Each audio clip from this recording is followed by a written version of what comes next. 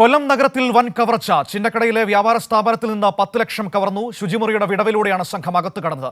മോഷ്ടാക്കളുടെ ദൃശ്യങ്ങൾ പുറത്തു വന്നിരിക്കുകയാണ്. രാജ്കുമാർ ചേരുകയാണ്. രാജ്കുമാർ, ഇത് എന്താണ് സംഭവം? എങ്ങനെയാണ് ഈ കവർച്ച നടന്നിരിക്കുന്നത്?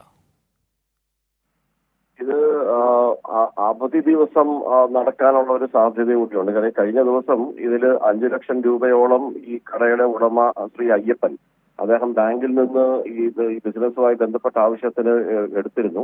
ഈ ക്യാഷ് അവിടെ സൂക്ഷിച്ചിരിക്കുകയായിരുന്നു. അപ്പോൾ ഒരുപക്ഷെ ഇത് അവിടെ ഇങ്ങനെ ഒരു പൈസ അവിടെ ഉണ്ട് എന്ന് അറിഞ്ഞ വ്യക്തികളാണോ ഇതിന്റെ പിന്നിൽ എന്നുള്ള ഒരു സംശയം സ്വാഭാവികമായും അദ്ദേഹം മൊഴി നൽകിയപ്പോൾ പോലീസിനെ അറിയിച്ചിട്ടുണ്ട്.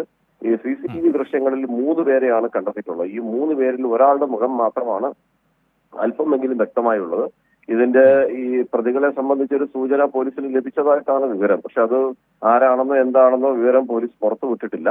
അത് ഒരുപക്ഷെ പ്രതികൾ രക്ഷപ്പെട്ടുകൂടാ എന്നുള്ളത് കരുതിയിട്ടായിരിക്കും പോലീസ് അക്കാര്യം പുറത്തു പറയാത്തത്. എന്തായാലും ഇപ്പൊ പോലീസ് അവിടെ വളരെ വേഗത്തിൽ ഇവരിലേക്ക് എത്താൻ പറ്റുമോ എന്നാണോ ഇപ്പോൾ നമ്മൾ മനസ്സിലാക്കേണ്ടത്? ഇതിന്റെ അടുത്തേക്ക് ഈ പ്രതികളിലേക്ക് എത്താൻ കഴിയുമെന്നുള്ള ആത്മവിശ്വാസത്തിലാണ് പോലീസ്. ഇതിലിപ്പോ ഈ സൂചിപ്പിച്ചതുപോലെ തന്നെ 10 ലക്ഷം രൂപയാണ് നഷ്ടപ്പെട്ടത്.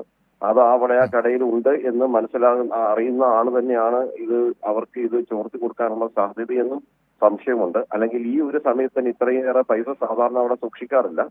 ഇങ്ങനെ ഇത്രയും പണം അവിടെ ഉണ്ട് എന്ന് മനസ്സിലാക്കിയ ആള് തന്നെ ആയിരിക്കും ഈ മോഷ്ടാക്കളുടെ പിന്നിലെന്ന് ഇതുകൂടി ഇപ്പോൾ പോലീസിന് സംശയമുണ്ട്. അതായത് ഇതെല്ലാം പരിശോധിക്കുന്നുണ്ട്. മാത്രമല്ല നിലവിൽ തടവ് ശിക്ഷ കഴിഞ്ഞോ അല്ലെങ്കിൽ ഈ ജാമ്യത്തിൽ ഇറങ്ങിയ മോഷ്ടാക്കളെ സംബന്ധിച്ചിട്ടുള്ള വിവരങ്ങളെല്ലാം പോലീസ് ഇപ്പോൾ ശേഖരിച്ചു വരുന്നു.